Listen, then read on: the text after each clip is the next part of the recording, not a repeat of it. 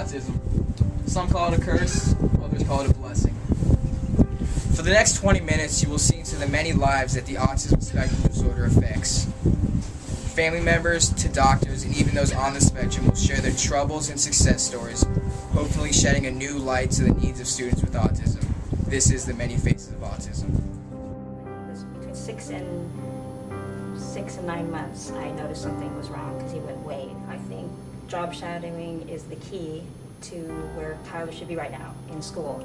Going out in the community, opening their doors and allowing them to use that as their college, to see what they're good at, what they like to do, and just get a chance, because Tyler will be washing dishes school ends in a year for Tyler. It's a tough road. Whereas some have it easy, it's a tough road. And if we don't as a community open our eyes and allow opportunities, then someone like Tyler is in a year going to have nothing to do. And when I die, he'll have nowhere to go, because there aren't places in this area for our children. So I'd say just really, I think social is so important that Tyler is lacking, and creating that opportunity. And just keeping on, because you want to give up, especially with the fight you have constantly with the looks you get in public, with the school district, with trying to even find a doctor or someone that will accept Tyler. It's very difficult, so it's just keeping on. Produce, different things, I don't know. What do you switch? Like produce? We switch around every 2 weeks.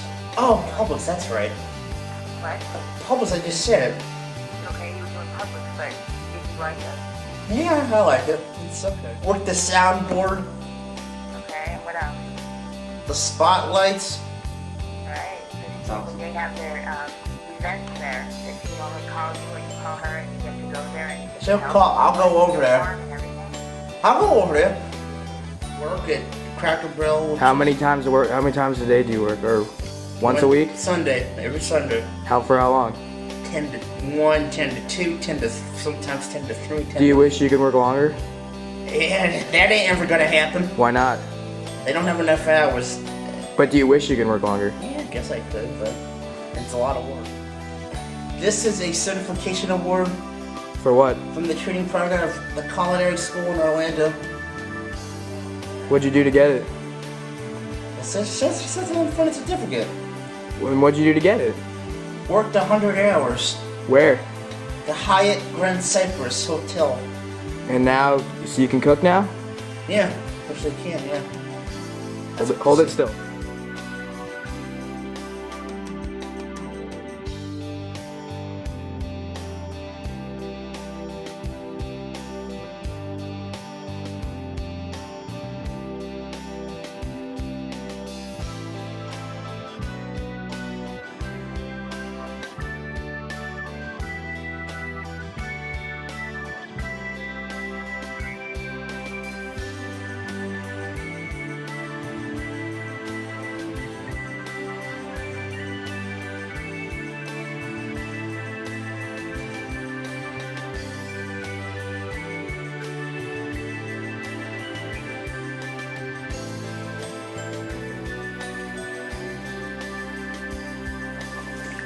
How good is it? Delicious. Very good. It's what I do. When I grew up with autism, nobody had a clue what autism was. They pretty much classified me as being low intelligence, which, having a bachelor's in, biochemical engineering, master's in computer science, doctorate in podiatric medicine, I think I kind of blew that myth out of the water. But they didn't know that then, because everything was locked up here. Because now with autism, they know there's no lack of intelligence up here. It's the ability to express it. Until I was in my 30s before I found Miss Wright. I found Miss Wright when I was 36. We got married at 37, and we had our first child when we were both in around 42. Well, when he was 18 months, he developed problems, my son. So we took him to get checked out, And at that point, the same day he was diagnosed with autism is the same day I was diagnosed with autism. First and most important message I would have: give up. There's always hope. Be patient. Love unconditionally. And always, don't treat them like they're stupid. Treat them like they're smart. Because if you treat them like they're dumb, you're creating a self-fulfilling prophecy. If you treat them like they can do it, you'll be amazed at how they will do it. Say is unconditional love. You have to love these children unconventionally, because although they may seem like they don't care or they don't understand on the outside, believe me, from one who's been there, they know. He usually only has to make a recipe once or twice, and then he has the ingredients and the measurements committed to his memory. And so when you want to add something different a little bit later on, he's like, nope, that doesn't go in there, but he gets it. You have to make sure that when you're explaining something to him that you get your facts correct, because he will get you later on it if you don't say the exact same thing again at another time. Right. So you always have to try and make sure that you're right on with the facts. He was always afraid that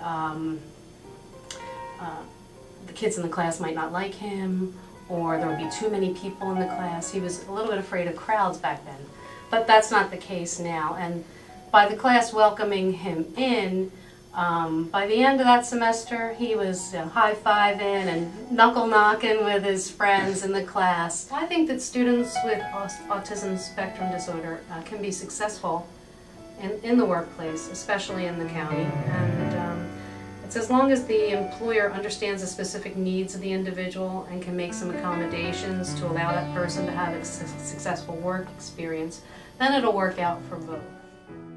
Typically, transition starts being talked about at age 14, and then 16 more aggressively in the school system, I'm saying, with trying to help students find jobs or find a job. And the way that I see it is that we as parents need to be much more advocates, much more proactive. Some of us are idealistic, maybe some of us, our goals are way too high. But I'd rather have my goals be too high than be so low that he has no goals, nothing to hit. There are employers who are very open-minded about using people in their businesses with disabilities. And then there are those who are just going to be closed-minded. Well, we do what we can to help the closed ones open, but we focus on the ones who are open and see what opportunities we can have. This is a special, very special baby. I cannot react normally to his aberrancies. I've got to study them, to discuss them, to be able to discuss them. I sometimes have a short fuse, and that's a stupid thing to have around someone who's autistic. It destroys understanding, destroys patience, and destroys love. We have to keep working, and the phrase tough love, I think, was invented for autism. It is still a big, vast, gray, undefined forest. And you have to go up and test each tree as you step along and find out what works for that particular individual, or give them the basic fundamentals of where patience is needed. Our particular subject may be sloppy, and that may bug an OCD employer. So try to mix and match.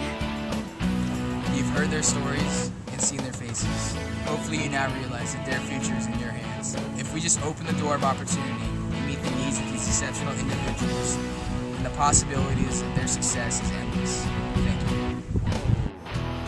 You can do a lot for the world, you and your kind.